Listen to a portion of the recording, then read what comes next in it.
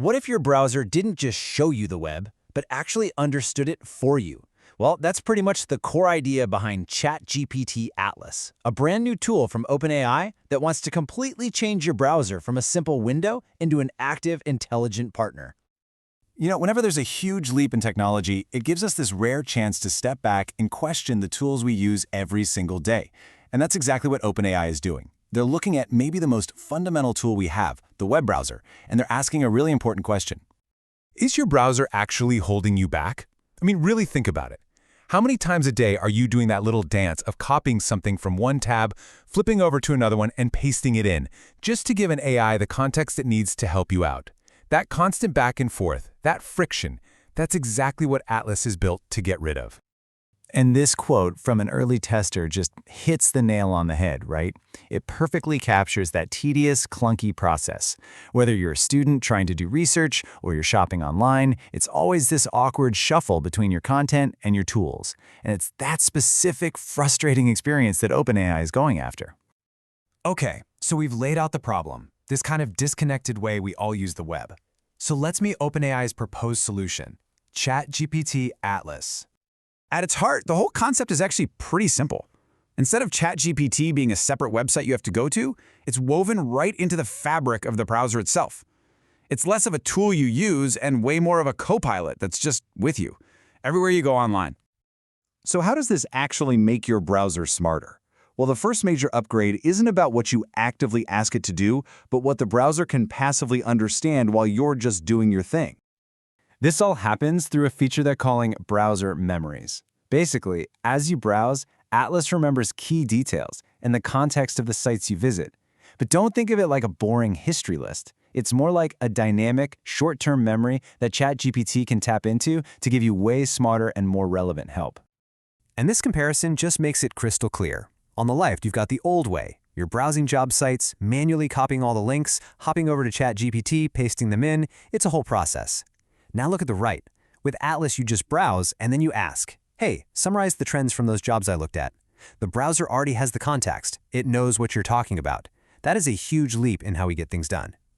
But look, just understanding your context is really only the beginning. The real game changer here is moving from that passive assistance to active participation, letting the browser actually do things for you. This is called agent mode, and it's pretty much what it sounds like. You give ChatGPT a goal, and it takes the driver's seat.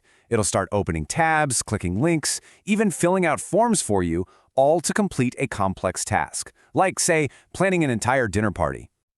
Let's make that dinner party example really concrete. You could give ChatGPT a recipe and just tell it to order the ingredients. It will then go and navigate to a grocery store's website, fill up your cart with everything you need, and even set up the delivery.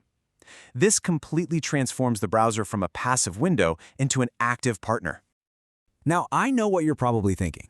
Giving an AI this much access to your online life, it immediately brings up some really important questions about privacy and control.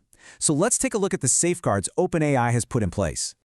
OpenAI is really trying to put the control in your hands. You can view and delete your browser memories whenever you want. If you delete your browsing history, those associated memories are gone too. There's an incognito mode that logs you out of ChatGPT completely. You can even toggle off memory for specific sites right from the address bar. And maybe the most important thing, your browsing content is not used for training their models by default. You have to explicitly opt in. But with any powerful new technology, that capability always comes with a risk. Handing over this much power naturally makes you wonder, what could go wrong? And to their credit, OpenAI is being pretty transparent about these risks. They admit that these agents can make mistakes, or they could be tricked by malicious code hidden on a web page, which could lead to data theft. And while they have safeguards, they're straight up saying they will not stop every possible attack.